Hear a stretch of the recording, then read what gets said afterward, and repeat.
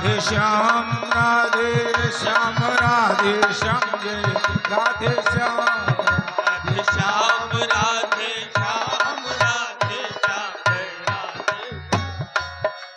बजरंग बली के बल में जिसकी महिमा भारी है, बजरंग बली के बल में जिसकी महिमा भारी है, बजरंग बली के बल में जिसकी महिमा भारी है, बजरंग बली के बल में जिसकी महिमा भारी है। ये ध्रुव और विभीषण को भी यही खूटी प्यारी है, ध्रुव और विभीषण को भी यही खूटी प्यारी है। ये ध्रुव और विभीषण को भी यही खूटी प्यारी है, ध्रुव और विभीषण को भी यही खूटी प्यारी है। नारद जी की बीणा पर बजता, नारद की बीणा पर बजता, नारद की बीणा पर बजता यही प्यारा नाम सीताराम सीताराम बोलो, सीताराम सीताराम जय सीताराम। बोलो राम राम राम बोलो राम राम राम, सीताराम राम राम सीताराम राम राम, राजा राम राम राम सीताराम राम राम राजा राम राम राम, सीताराम राम राम। जय सिया राम जय जय सिया राम जय सिया राम जय जय सिया राम। सीताराम सीताराम सीताराम जय सीताराम सीताराम सीताराम सीताराम जय सीताराम। और ये राम नाम किसी के मिटाए से मिटने वाला नहीं है। क्यों नहीं मिटेगा ये? ब्रह्मा जी के चारों वेदों से यह नाम निकलता है, आज के चारों वेदों से यह नाम निकलता है। ब्रह्मा के चारों वेदों से यह नाम निकलता है, आज के चारों वेदों से यह नाम निकलता है।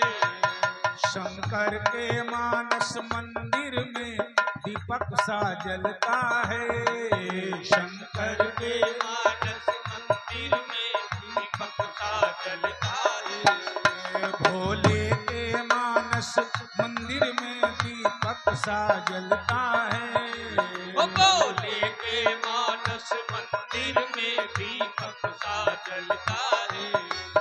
भज करके देखो श्रद्धा से, करके देखो श्रद्धा से, भज करके देखो श्रद्धा से तुम भी ये प्यारा नाम सीताराम सीताराम सीताराम सीताराम जय सीताराम सीताराम सीताराम सीताराम जय सीताराम। राधे श्याम राधे श्याम राधे श्याम जय राधे श्याम राधे श्याम राधे श्याम राधे श्याम जय राधे श्याम। श्याम राधे श्याम राधे श्याम राधे श्याम जय राधे श्याम। बोलिए सियावर रामचंद्र के जय हो। हरिपन थोड़ा कम करो हल्का सा। भगवत अनुरागी सज्जन सभी संत सदगुरु जो कुछ कह रहे हैं वो चर्चा भुलाने के काबिल नहीं। फिर से जरा ध्यान से और समर्थन करें। कि सभी संत सदगुरु जो कुछ कह रहे हैं वो चर्चा भुलाने के, जोर से बोलो, वो चर्चा भुलाने के। अब चर्चा क्या है कि बड़े भाग्य से मानव, मन से सुनिएगा, चर्चा क्या है कि बड़े भाग्य से मानव ये जीवन मिला है, ये निरर्थक बिताने के काबिल नहीं। बस विचार तो इसी बिंदु पर करना है, ये निरर्थक बिताने के काबिल नहीं। 84 लाख योनियों का वर्णन आता है। ऐसे ही हमारे शरीर में 84 लाख कोष हैं और इन कोषों में जीव भटकता है, इन कोषों में जीव भ्रमण करता है, लेकिन समाधान इसका कहां है? समाधान इसको तभी मिलेगा जब ये अपने लक्ष्य में केंद्रित हो जाएगा। और जीव का लक्ष्य क्या है? यह तो बड़ा विशेषता वर्णन की गई है और बड़ा प्रचलित है कि बड़े भाग अजी मानुष तनु पावा। देखिए कितना % इस संसार में व्यक्ति है, जीव है, जो मनुष्य शरीर को प्राप्त करने के पश्चात उस परमात्मा को धन्यवाद देता हो कि हे प्रभु आपका बहुत बड़ा धन्यवाद है कि आपने हमें मनुष्य शरीर दिया। कितना % लोग होंगे जिसके मुंह से सुनो बस वो यही कहता है कि साहब हम बहुत परेशान, बड़ा दुखी, बड़ा दुर्भाग्यशाली, बहुत आफत, ये मनुष्य शरीर मिल गया, हम बड़े दुखी। तो सुखी कब होंगे? जब आप जलचर बनोगे तब सुखी होंगे क्या? जब आप स्वेदेज यानी पसीने से जन्म लेने वाले जब जू बनोगे तब आप अपने को धन्य मानोगे कि अब जुआ का शरीर पाए, खटमल का पाए। उद्वीज तमाम प्रकार के नाली गंदगी के कीड़े रुस, हम जब उनमें जन्म लेंगे तब अपने को धन्य कहेंगे क्या? प्राय आदमी के मुंह से यही निकलता है, हम बहुत दुखी और हम बहुत परेशान, बड़ा हमारा दुर्भाग्य है। आप क्या चाहते हो? कब अपने भाग्य को आप धन्य समझोगे? 84 लाख योनियों में सर्वश्रेष्ठ शरीर आपको परमात्मा ने दिया है और आप कितना धन्यवाद चाहते हो और क्या चाहते हैं? समझाना पड़ेगा इस जीव को, ऐसे नहीं बात बनेगी। यूं तो इस संसार में कि कोई तन दुखी, संसार में सुखी कौन है? अभी हमारे आचार्य जी बहुत बढ़िया मार्गदर्शन कर रहे थे क्या कि कोई मन दुखी। देखो भैया, हम आप जैसे सामान्य जीवन जीने वालों की क्या विसात है। अर्जुन जैसा उत्कृष्ट साधक जिसको प्रत्यक्ष परमात्मा के सन्निधि प्राप्त है, और अर्जुन जानता भी है कि कृष्ण कोई व्यक्ति नहीं है,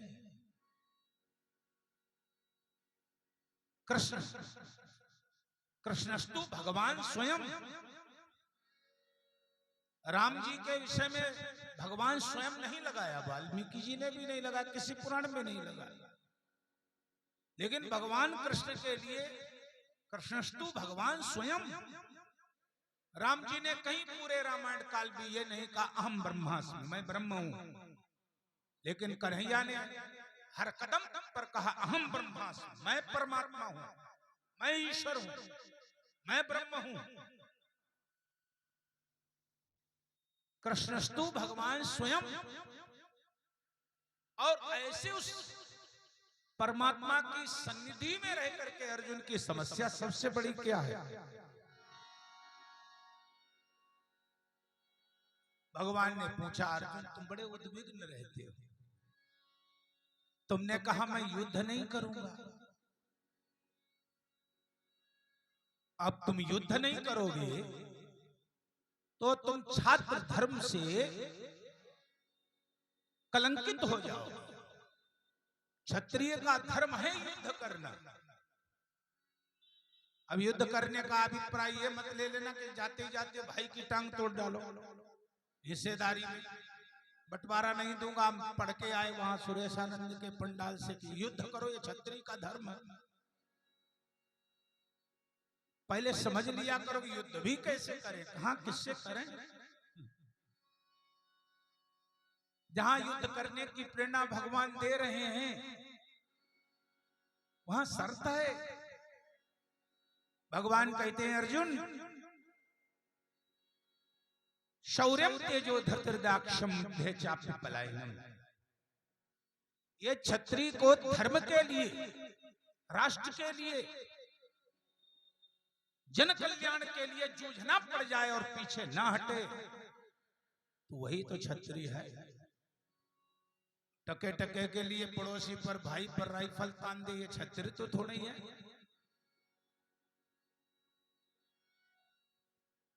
तो ऐसे सर्वज्ञ परमात्मा की सन्निधि प्राप्त करने के पश्चात भी अर्जुन की बड़ी भारी समस्या है। क्या समस्या है? भगवान ने सब कुछ कहा, अर्जुन अहम त्वा सर्व पापेभ्यो मोक्षयिष्यामि मा शुचा, अरे तू युद्ध कर, मैं तेरे को सारे पापों से मुक्त करके पवित्र कर दूंगा। प्रसाद इतनी बड़ी शर्त सर्वज्ञ परमात्मा अर्जुन को दे रहा है, लेकिन अर्जुन ने क्या कहा? नाना भैक्षमपि लोके, मैं इस संसार में भिक्षा मांग करके गुजारा कर लूंगा। यद्यपि ये क्षत्रिय धर्म नहीं है, फिर भी मैं ये अमर्यादा को पालन करूंगा। ये मेरा स्वधर्म नहीं है, परधर्म है, फिर भी मैं वो करने को तैयार हूं। लेकिन तुच्छ राज्य के लिए आचार्यान मातुलान भ्रातरीन पुत्रान पौत्रान सखिंस्तथा, इन आचार्यों पर जिन्होंने मेरे को शब्द ज्ञान दिया, इन माता वर्ग पर, इन पितृवर्ग पर, पितामह भीष्म कृपाचार्य मामा शैल, इन पर मैं शस्त्र नहीं चलाऊंगा। हाँ, ये मेरे कौरव 100 भाई मेरे बाणों से जब मारे जाएंगे, हे केशव, क्या मेरे हृदय को, मेरी आत्मा को शांति मिल जाएगी? मैं तुच्छ राज्य के लिए युद्ध नहीं करूंगा। अब देखो साहब, अर्जुन किस राज्य को तुच्छ कह रहा है जानते हो? जिस राज्य से संपूर्ण विश्व जुड़ा हुआ है, जहां से पूरा विश्व संचालित होता है, ऐसा हस्तिनापुर जैसा राज्य अर्जुन की दृष्टि में तुच्छ है अपेक्षा संबंधों के। मैं युद्ध नहीं करूंगा। और भगवान ने कहा, अच्छा अब तो तू ज्ञानी हो गया। अर्जुन को भगवान ने लेकर के प्रथम अध्याय से 17 अध्याय तक, 18वां भी पूरा हो गया अर्जुन के संघर्ष में। 18 अध्याय गीता के भगवान ने बोले, लेकिन अर्जुन को समाधान नहीं मिल रहा। तो भगवान ने कहा पीठो प्रयोग करना पड़ेगा, इसलिए कृष्णस्तु भगवान स्वयं। भगवान ने कहा अर्जुन सर्वधर्मान परित्यज्य। देखो धर्म और धर्मान में बड़ा अंतर है। धर्म तो परोपकार ही धर्म है, परहित सरिस धर्म नहीं भाई। जहां धर्मान शब्द का प्रयोग किया गया वहां अर्थ यह है जिनको तुमने धर्म मान रखा है वस्तुतः वो वास्तविक धर्म नहीं है। इसलिए अर्जुन संसार के भय चिंता और तमाम प्रकार के संशयों से तू मुक्त हो जा और मुझे एक की शरण में आ जा। अर्जुन मौन हो गया। अर्जुन जानता है अब अगर संवाद किया तो मेरी भी दुर्गति कोई बचा नहीं सकता। ये परमात्मा की ओर से आखिरी संकेत है। और अर्जुन ने भगवान के केवल 2.5 शब्द पर समर्पण कर दिया। माम एकम शरणम ब्रज। बस इस 2.5 शब्द पर अर्जुन ने भगवान के चरणों में प्रणाम किया और दूसरा हाथ गांडीव पर रखा। गांडीव उठाया, भगवान ने अर्जुन को देखा। अर्जुन के मस्तक से भय की लकीरें समाप्त हो चुकी हैं। भगवान ने वरद हस्त अर्जुन के ऊपर रखा और अर्जुन से पूछा अर्जुन अब कैसा लग रहा है? अर्जुन ने कहा नष्टो मोहा। मूल बात यह समझ में आई कि दुनिया के संसार के जितने भी द्वंद्व हैं, जितने भी विकार हैं, उन द्वंद्वों और विकारों का मूल क्या है? तब गोस्वामी जी कहते हैं मोह सकल व्याधिन कर मूला राम सिया राम। मोह सकल व्याधिन कर मूला जय सिया राम। मोह सकल व्याधिन कर मूला जय सिया राम।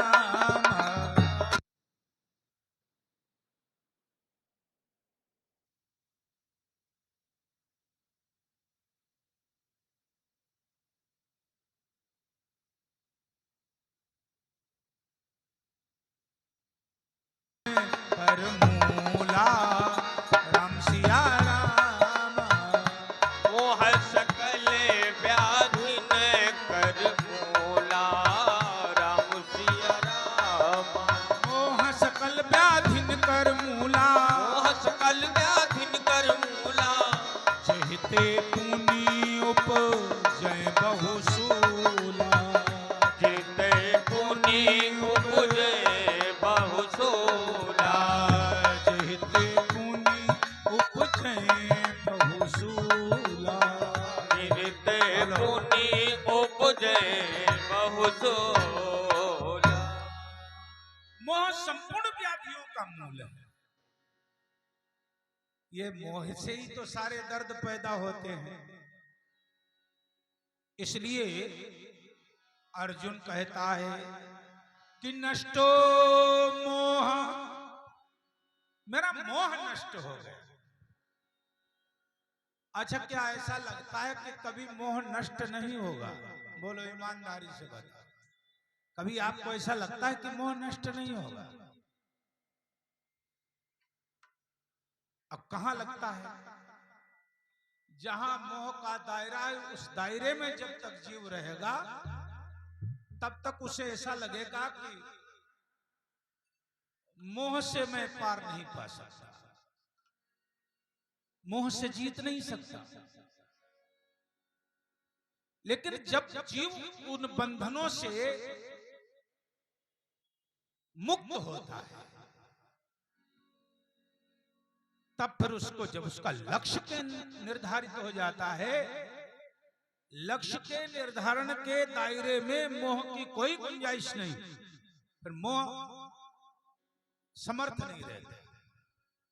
जैसे कि आप सब लोग उदाहरण हैं, जिस दिन आपने संकल्प लिया था कि हमें परिक्रमा में जाना है और आपने संकल्प ले लिया कि जाना है, फिर क्या आपका मोह आड़े आया? बोलो बोलो। मोह के लिए 3 ही बिंदु बताए गए, इन्हीं में मोह होता है। पुत्र,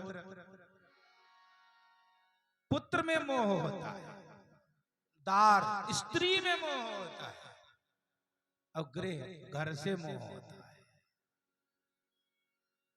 बड़ी इसमें आसक्ति होती है।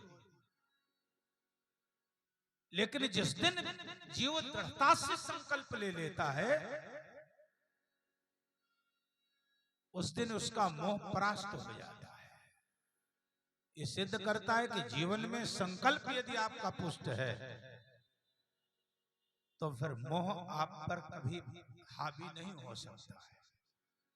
अब आपने संकल्प लिया 10 दिन का, तो 10 दिन आप मोह से मुक्त हैं। घर से फोन आता है, हाँ ठीक है ठीक है ठीक है, इस समय हम परिक्रमा की तैयारी में, यहाँ सब ठीक है, आप लोग ठीक रहो, बस फोन काट दिया। ये 10 दिन तक जैसे संकल्प आपने लिया वैसे ही आप वैराग्य जो जागृत होकर के आपका सहयोग करता है। लेकिन 10 दिन के बाद 5 दिन तक तो वैराग्य जो है मोह का भरपूर सहयोग करता है। और जो छठा दिन हुआ, क्योंकि 10 ही दिन का तो आपका संकल्प है ना, जो छठा दिन जो आया, तो वैराग्य को राग ने आकर के धमकाया, 4 ही दिन बचे हैं तुम्हारे संकल्प में, तो चलो मेला देख लें, पोते के लिए बंदूक खरीद लें, बहू के लिए ये वस्तु खरीद लें। दूसरे दिन बहू के लिए खरीदा, तीसरे दिन का गांव वाले पड़ोसियों के लिए प्रसाद खरीद लो, कल ही दिन बचा। और जैसे 9वां दिन लगा, उस दिन आपका संकल्प मात्र 1 रात्रि का बचा है ना, तो 9वीं रात्रि को फिर नींद नहीं आती है। कितनी जल्दी सुबह उठ करके बस पकड़ और कितनी जल्दी घर पहुंच जाए, क्योंकि संकल्प के बल से हम यहाँ वैरागी होकर के आए थे। और संकल्प का प्रभाव जब सुनिश्चित है, उस लक्ष्य तक जब आप पहुंचे, तो क्षमा कीजिएगा, आप फिर आपको आगे जाने के लिए तमाम प्रकार के अवरोधक मिलेंगे। ऐसे ही जब हम 10 महीने का संकल्प लेते हैं, तो 10 महीने तक हमें मोह नहीं प्रभावित करता है। जब हम 10 वर्ष का संकल्प ले लेंगे, तो 10 वर्ष तक मोह प्रभावित नहीं करेगा। और जिस व्यक्ति ने 10 जन्म का संकल्प ले लिया, तो फिर उसे जीवन पर्यंत मोह नहीं सताता। अब आपका संकल्प तो 10 दिन का है, 11वें दिन वो भरपूर प्रतीक्षा करता है, और 10 दिन का बेचारा भूखा प्यासा ऐसा प्रतीक्षा करता है कि जो आप अपने घर गए, तो सबसे पहले आपने घर को दिखाओ। हाँ है तो सब ठीक ठाक, देखो यहाँ गंदगी, यहाँ झाड़ू नहीं लगी, ये व्यवस्था तुमने गड़बड़ कर दी, ये किया, ये वो किया, बस बस इसमें लगे। तब तक पोता दौड़ा, पोता को उठाया, उसका नाक मुंह सब चाटने लगे, अब शांति मिली, अब घर आ। नष्टो मोहा, अर्जुन ने कहा मेरा मोह नष्ट हो गया।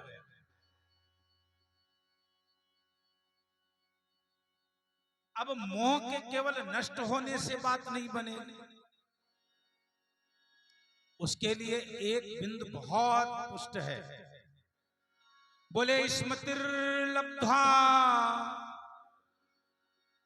मुझे मेरी स्मृति का लाभ हो गया। स्मृति का लाभ क्या हुआ? बोले मैंने संकल्प लेने से पहले ये मन बनाया था, इस 10 दिनों में बढ़िया तपस्या करेंगे, भजन करेंगे, सत्संग करेंगे,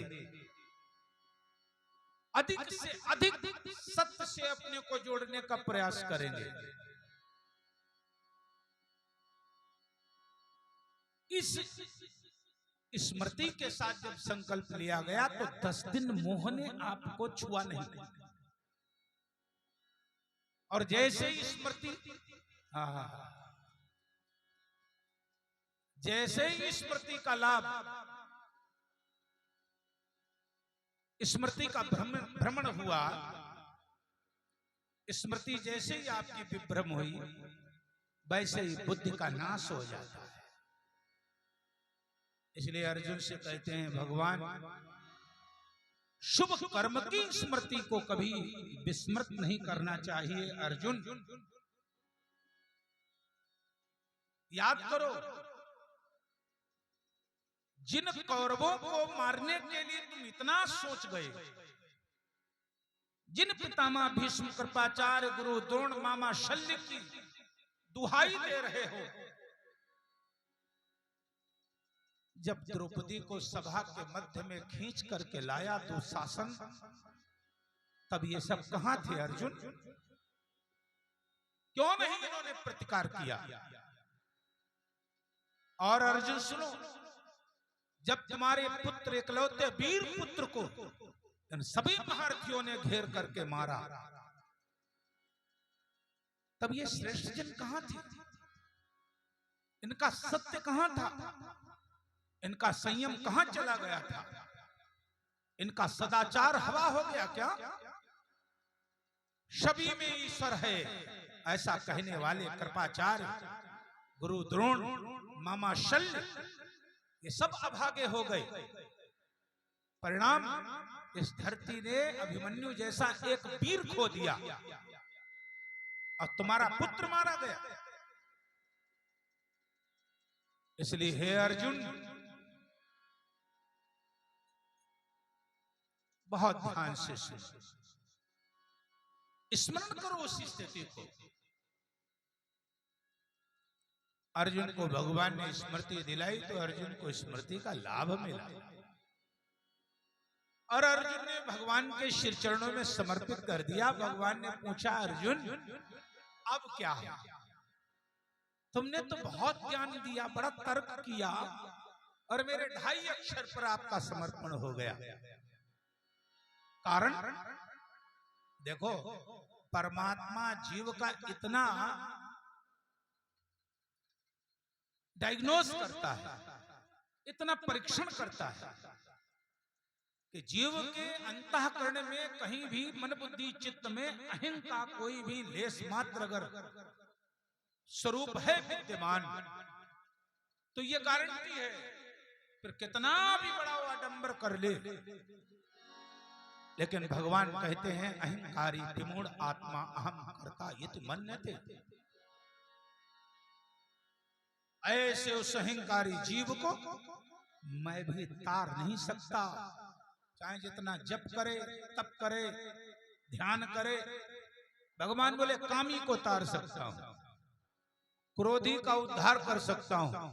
आवेशावतार भगवान परशुराम जी महाराज भिड़ गए भगवान से, ऐसे भिड़े। अरे जो सदैव भगवान की सेवा में रतगत रहने वाला शेषा अवतार लक्ष्मण भी नहीं समझ पाया,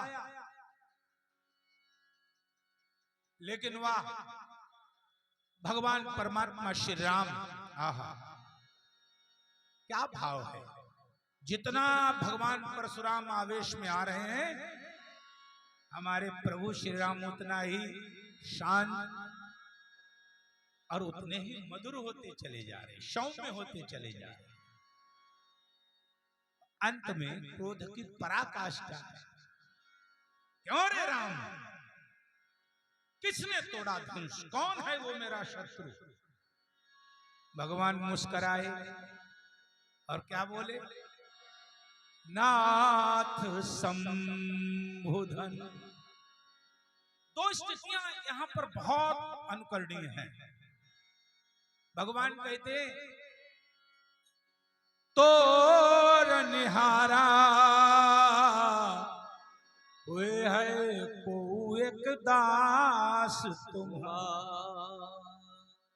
गजब।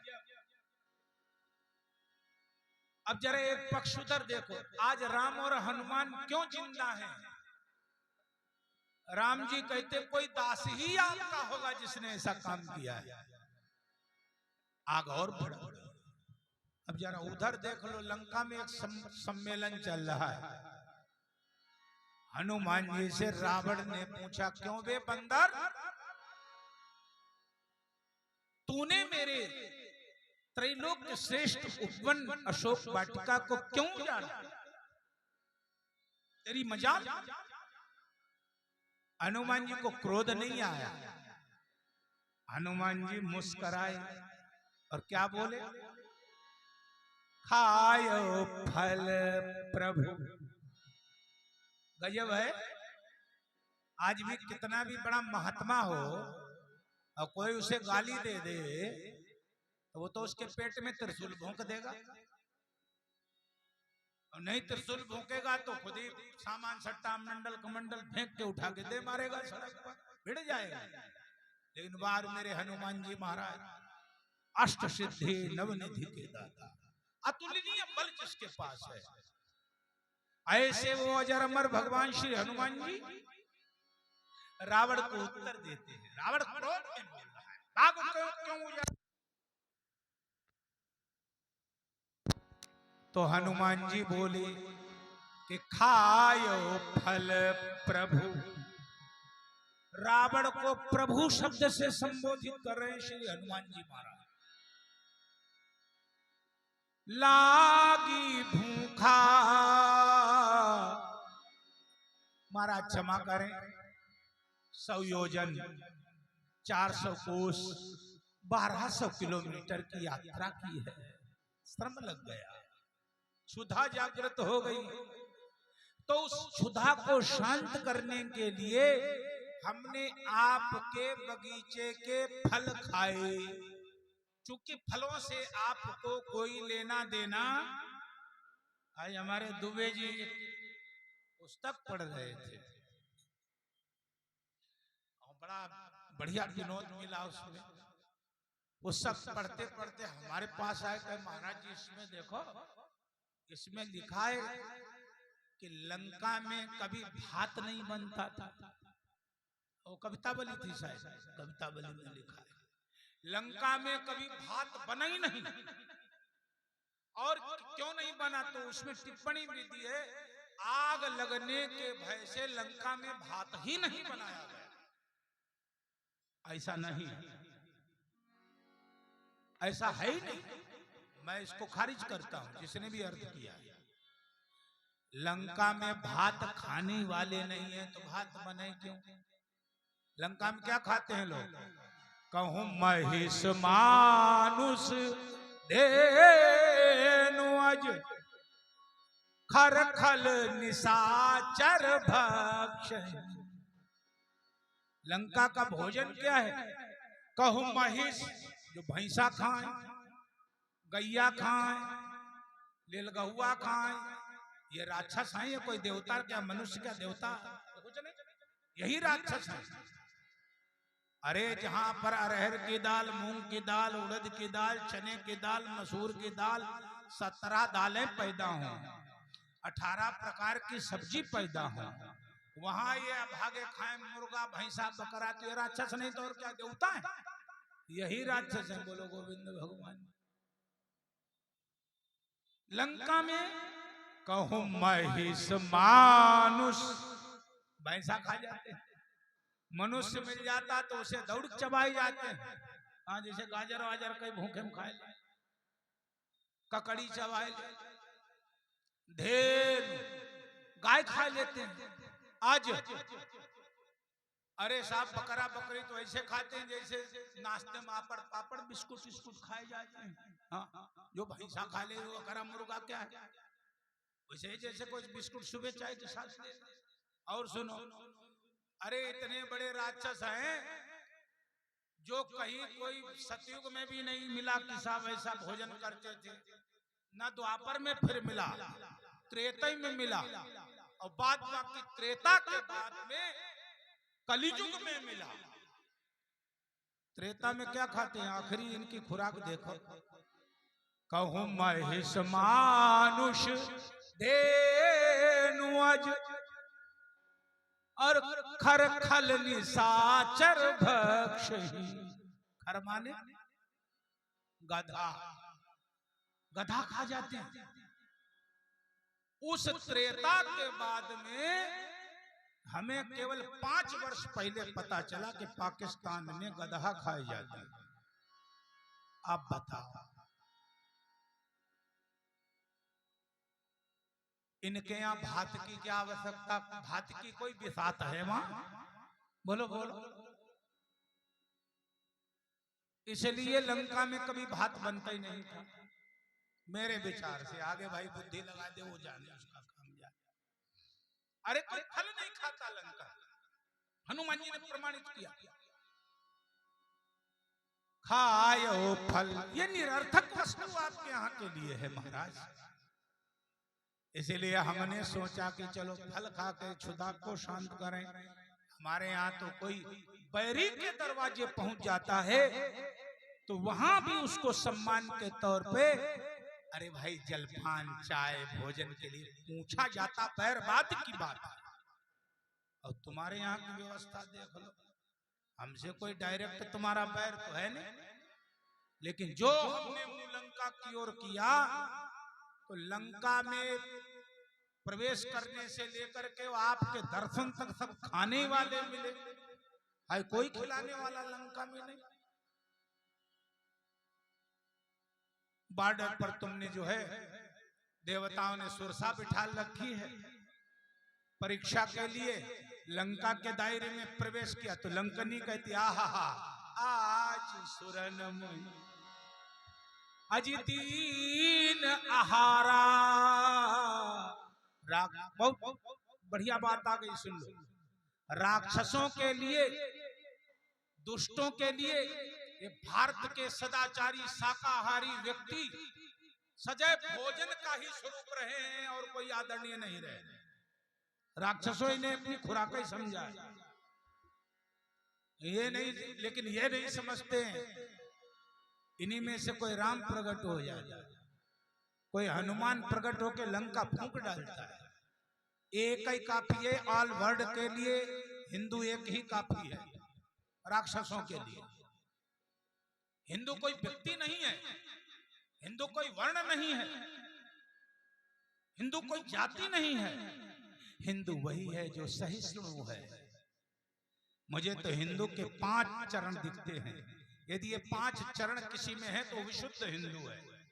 नंबर 1, जिसके अंदर सत्य की प्रतिष्ठा है, जिसके मन बुद्धि चित्त में संयम है, जिसके इंद्रियों में सदाचार की प्रतिष्ठा है, और जिसके अंतःकरण में सम्यक बुद्धि, सभी में ईश्वर है, ऐसा जो विश्वास करता है और अपने से श्रेष्ठ की जो शरणागति लेता है, ये 5 चीजें जिसमें है वो विशुद्ध हिंदू है, और उन्हीं को हिंदू कहा गया है।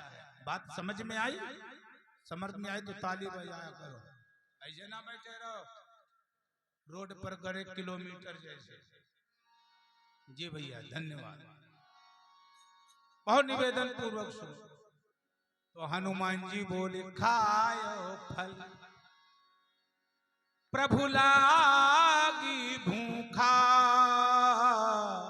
हे प्रभु जी, प्रभुतावान रावण है साहब, मूल्यांकन तो कोई संत कर सकता है, व्यक्ति का मूल्यांकन संत करते हैं, और मूल्यांकन करके संत ही एक ऐसा स्वरूप है जो समाज में यथार्थ कहता है। चाटुकारों की औकात नहीं जो यथार्थ यहां से भी बोल दे, कोई संत ही यथार्थ बोले। खायो फल प्रभु लागी भूखा। तो रावण ने कहा चलो, रावण को बड़ी तेज धक्का लगा जाके, बात तो सही कह रहा है, लंका में आने वालों को कोई आदर थोड़ा ही देता। जिस घर में, जिस परिवार में, जिस संस्थान में, जिस जाति में, जिस राजनीतिक क्षेत्र में आने वालों को सम्मान नहीं देते, तो वो न तो देवताओं की सभा हो सकती है, न मनुष्यों का दायरा हो सकता है। जहां आने वालों को अपमान और तिरस्कार मिले तो समझ लो यही राक्षसों का समूह है, यही राक्षसों का समूह। अच्छा, रावण ने कहा एक बात, सब्जेक्ट बदलो, ये बहुत ज्यादा ज्ञान देगा, लगता है बहुत कुछ ऊंचा पिया हुआ बैठा नशेड़ी है। रावण ने सब्जेक्ट बदल दिया। अच्छा, तो ये बताओ, फल खा लिए कोई बात नहीं, तुम भूख से मरे जा रहे थे, जो एक भी वाणी का शब्द शुद्ध न बोले, प्रिय न बोले, वही राक्षस है, समझ? हाँ, तुम मरे जा रहे थे भूख प्यास से, तुमने फल खा लिए बिना अनुमति के। बोले ऐसा तो नहीं, अनुमति तो हम सुप्रीम कोर्ट से लेके आए थे। किससे अनुमति लेके आया? बोले मैं अपनी जगत जन्मा अम्मा पराम्बा भगवती मैया रानी सीता जी से लेके आया। उससे बड़ी अदालत दुनिया में कहाँ है? बिना परमिशन के कोई काम नहीं। एक बार एक कार्यक्रम में आचार संहिता लागू हो गई, जैसे इस समय थी, और उस समय कोरोना काल चल रहा था। हमने एक कार्यक्रम बना दिया, और वो दरोगा आया का परमिशन दिखा, परमिशन दिखा। हमने कहा परमिशन तो हम खुद ही बैठे, परमिशन क्या, राम नाम कर रहे हैं हम, यहाँ कोई कसाई की दुकान थोड़ी खोले बैठे जो प्रदूषण फैलेगा। हम तो अंतःकरण के प्रदूषण को दूर करने की सामग्री लेके बैठे। तुम्हें जो करना हो तो जाओ करो, जाके कार्यक्रम चलता रहेगा, या तो हमें और श्रोताओं सबको ले चलो।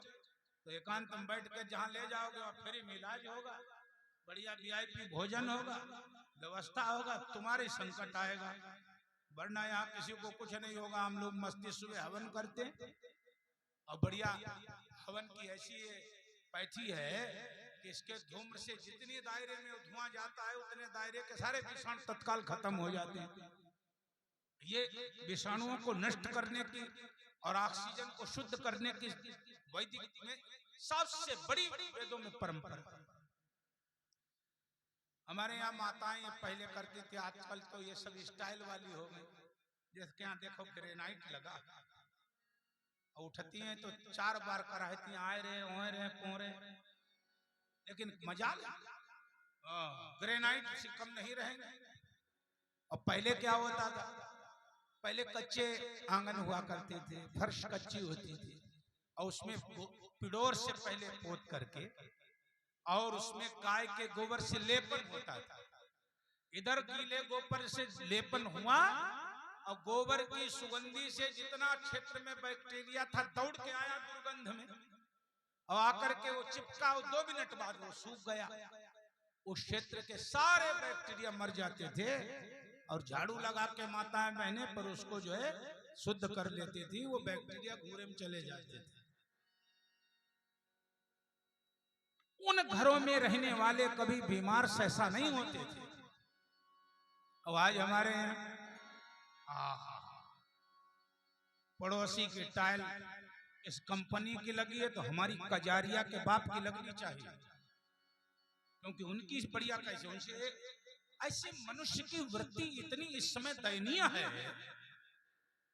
आप सब लोग देखते हो, आप मकान बनाए, लिंटर आपका 12 फुट पे पड़ा है, और पड़ोसी पाद में बनाएगा तो 12.5 तो डालेगा तो 13 12.5 से कम नहीं करेगा, क्योंकि उसे ऊंचा दिखना चाहिए। ऊंचा बनने की कोई सोच नहीं, ऊंचा दिखने की लोगों को बहुत सोच है। बस यही सब खाया जा रहा है इस समाज को। इसलिए बहुत निवेदन पूर्वक सुनो, ऊंचा दिखने से आप ऊंचा नहीं बन सकते हो।